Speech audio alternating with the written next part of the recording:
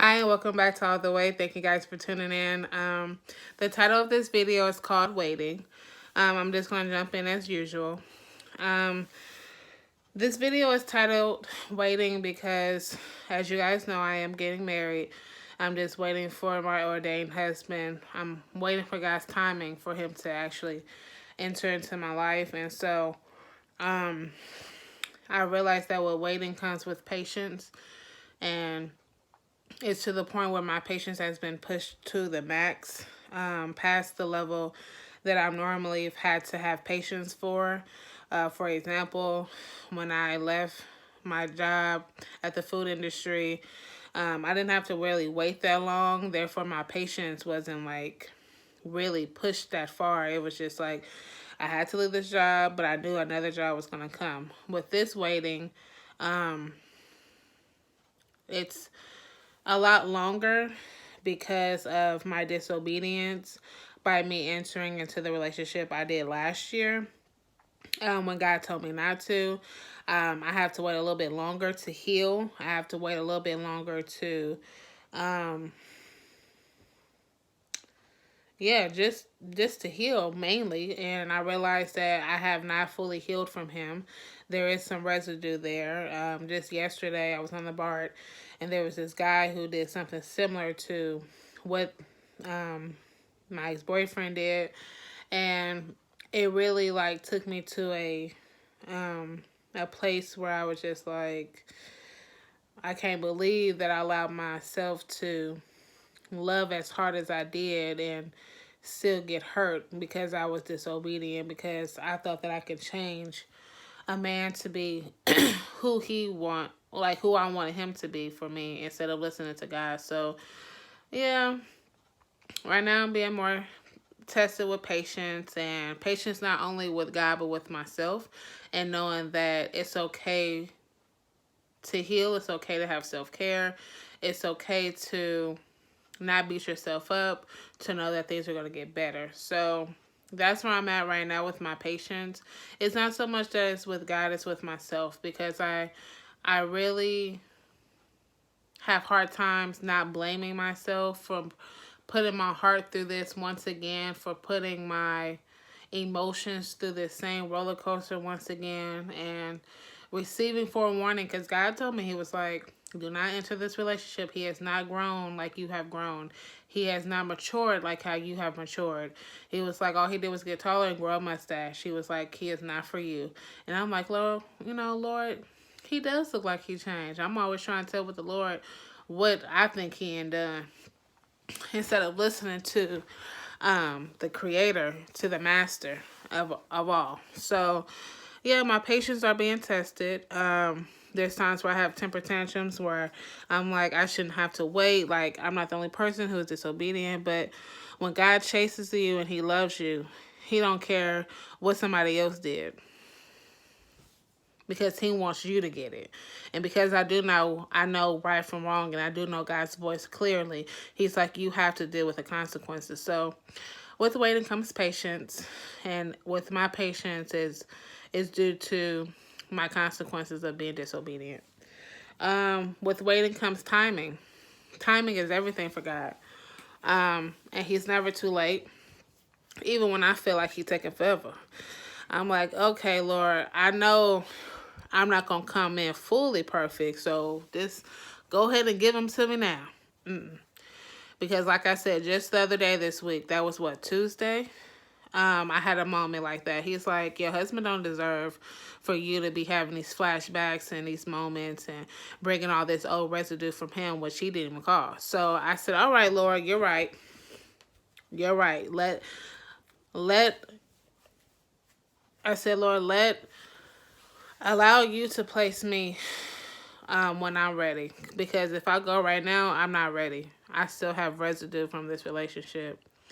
So I'm not just waiting on my husband. I'm waiting for Aaliyah to fully heal. I'm waiting for Aaliyah to go through this process before Aaliyah enters into this marriage, because I don't want my husband to deal with the residue of my faults, of my disobedience, of just anything that's just was not caused by him. Like, that's totally not fair.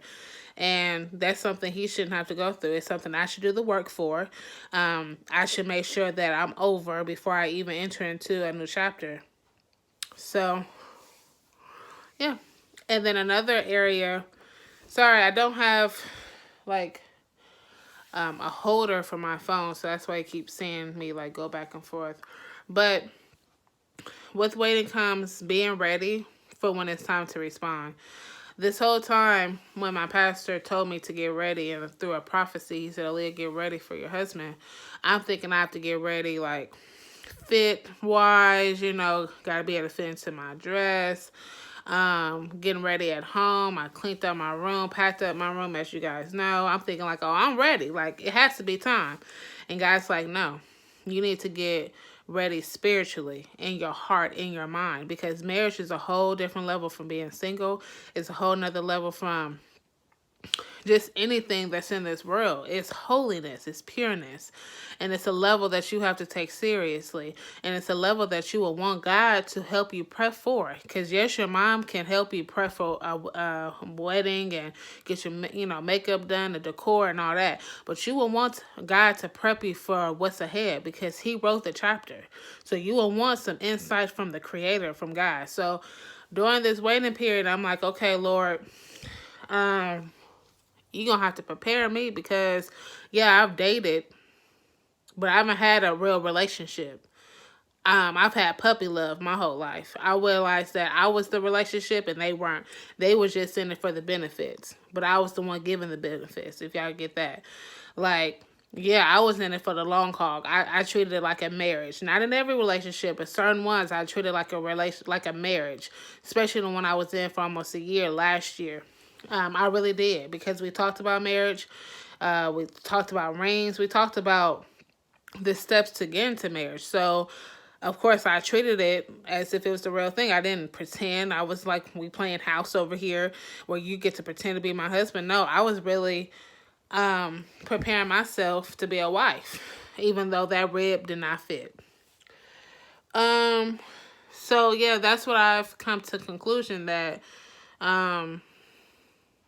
it's more than just getting ready physically and on the outer man. It's making sure that your heart comes with a clean slate, that your mindset comes with a clean slate, that you don't bring any trust issues, any type of issues that, we're not coming perfect, but you don't want to come in raggedy. You understand? You want to come at your best potential that you can come in. Yes, I'm not going to be perfect. Yes, there's going to be some things I have to work on.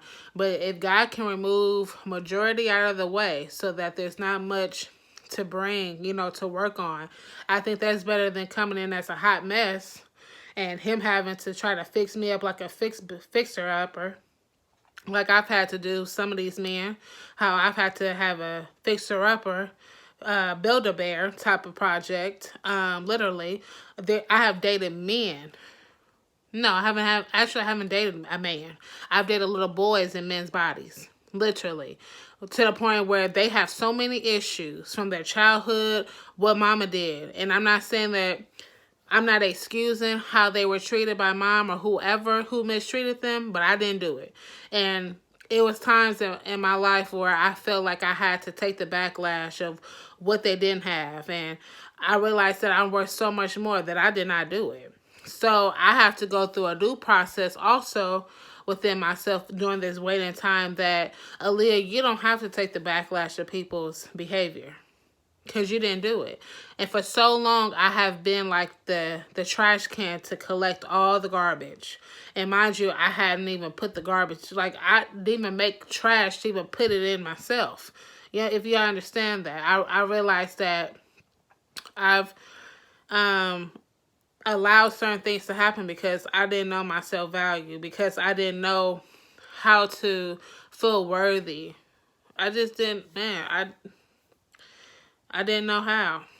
And so I accepted a lot of things that I shouldn't have. And I'm now reaping, I'm dealing with the consequences, honestly. Even though, like, I came with stuff, but I didn't put that stuff on them. Like, I knew how to release my issues Go to therapy. Go to church. Write it out. Like I always knew that, and I always felt that I didn't want to make someone feel the way I wanted to feel on the inside, how I deeply felt. But that doesn't mean that people knew how to do the same as regarding as like releasing and knowing how to vent properly and not just dumping everything on a person. I realized that a lot of people didn't do that, and it didn't matter how many older guys I dated, they were still little boys in grown men's bodies. They still just wanted mama to hold them, and they used me as mama. And I'm not mama. I did not push you out, and I had to realize that even after I exited this relationship last year, that I was being mama to a whole lot of people, not just him, but all my relationships. I've been mama the whole time. Yeah, I've been mama. I've been the wife, but I haven't got the husband material in return. I haven't been able to really date, honestly. I can never say that I've been on a real date. I can never say that I've been in a real relationship. I've been in puppy love. Puppy love syndrome.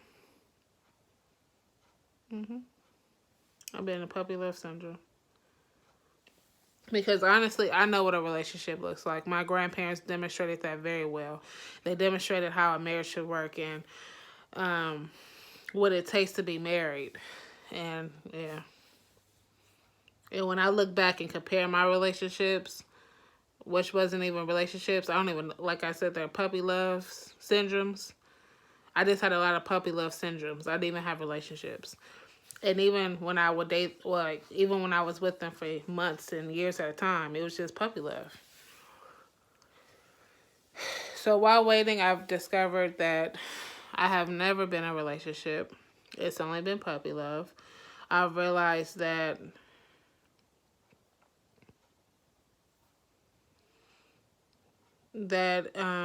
obedience is far better than sacrifice. I realized that it's okay to give yourself time to heal. It's okay to forgive yourself and to leave room for improvement. Don't always put the blame game on yourself. Don't always do that. Don't always beat yourself up.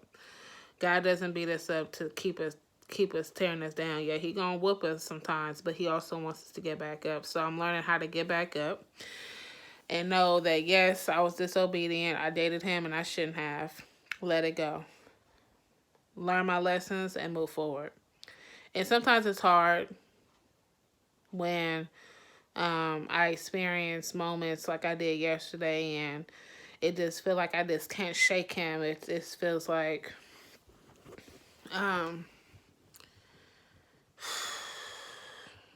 yeah, at times it's just like, am I ever gonna really like get over him? Like, oh man. Because when you have loved somebody like I have, I love hard. I don't love like halfway. No, if you say we in this, we in this. Whether it's the good times and the bad times, literally. And when you don't get that in return, it's kind of hard to give that again, honestly. And I had to talk to God about that. I was like, my husband deserves 100% of me. Is he going to get 100% of me? I don't know.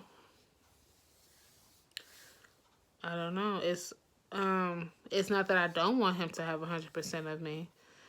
This is why I have to have the waiting period so that I can work on myself, because I can't. I don't want to go into this next chapter without fully emptying out the old in order to accept the new. And I'm actually starting to appreciate, even in this moment, I realize that I appreciate the waiting time because,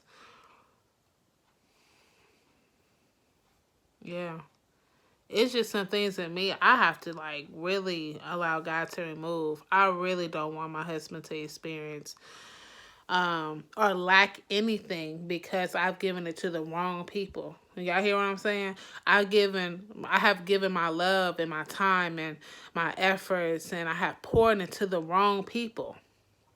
And right now, I'm feeling a little bit depleted. I can't lie to you. And I need God to refill me. I need Him to restore me. So during this waiting time, He's doing that. And yes, sometimes I'm impatient. Yes, I'm ready for it. I think it's time, and I think I'm ready. And God keep holding it back, and I'm glad that He's doing that because I realize that I need help, y'all. Like, I need help. I need help. And only He can do it. And I mean that. He can do it. So during this waiting period, if you guys are in a waiting period where God has promised you something, but He's holding back, let Him do that. Let Him show you so that you could be the best version of you when He dropped that promise. When He gets you ready and you're able to respond at the best potential He needs you to be at, I'm telling you, I appreciate the waiting period. And there be times where I'll be like fed up. I don't feel like waiting. I don't feel like I have to wait. No, wait. Because in the waiting, He's restoring, He's rejuvenating, He's doing everything you need to be at your best version of yourself for whatever He's about to do for you. And it wasn't until this moment that I started recording that I realized that I'm grateful for the waiting period. I am. Because I want to be my best version for my husband. I really do. I want to be my best version, not just for my husband, but for God. He deserves the best version of me. He's done so much. He waited for me when I was out there in the world. I mean, y'all, out there in the world. But I knew God's voice, though. Just disobedient. Just disobedient.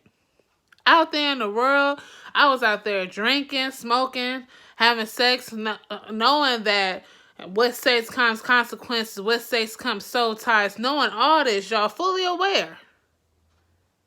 And God waited for me. He waited for me to surrender and to ask for forgiveness and change for those ways. He waited for me. He didn't have to wait. He could have put me in a vagabond spirit. He could have left me. He could have been like, no, I'm not going to help you no more. But He waited for me. He waited till I got up.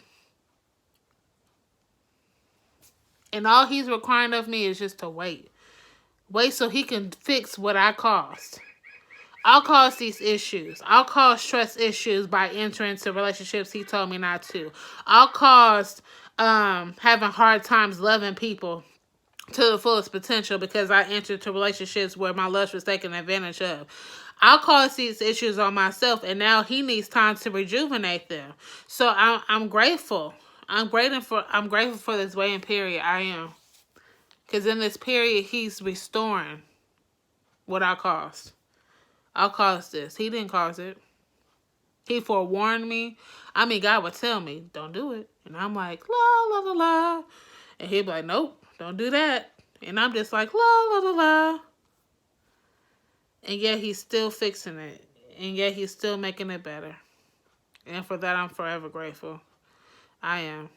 So if you, like I say, y'all, if you're in a period where you have to wait, not just because you were disobedient, maybe you wasn't disobedient, but God's just telling you to wait, please wait. Please wait. Because He's making sure you're the best version. Or He's making sure that that person who's going to bless you is the best version to give to you. Do you understand? Like, if y'all get that. But I get it. I get it now. And it wasn't until this moment that I get it. Because before I filmed, I was having a little moment like, this ain't going to never happen. You know, I was just having like one of them little temper tantrums. Because I don't feel like being patient. I don't feel like waiting. But God had, I said, okay, Lord, let me see through bigger lenses as to why you want me to wait. And it wasn't until I started filming that I realized that He's waiting. I'm waiting because He's making a better version of me. He's answering my little details in my prayers. Because I told God, I said, Lord, yeah, I don't want to bring no baggage into this next chapter. I don't. And He's making sure that's happening. And it don't look like how I want it to look, but it's happening. And I'm grateful. So, like I said, y'all, sorry I keep repeating myself. But if God is making you wait, or if you're going through a waiting period, appreciate that waiting period. Appreciate it. Be grateful for it. Ask God what He wants you to take out of this waiting period, because I'm telling you, it's only for your good. It's only for your good. So, thank you guys for tuning in. Stay tuned to next week. We're already in March, y'all. This year going by fast. We're in the third month of 2020. Yes, let me see if I have any updates. I believe tomorrow I will be doing the petition, like writing it up to pass out to the neighbors and get it all printed out. This is my last week of working at the after school care. What else? What's another update?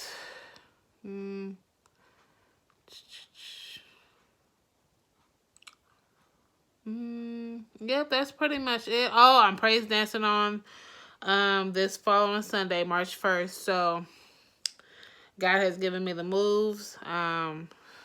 He's given me the steps, and I'm forever grateful for that, to be used by Him.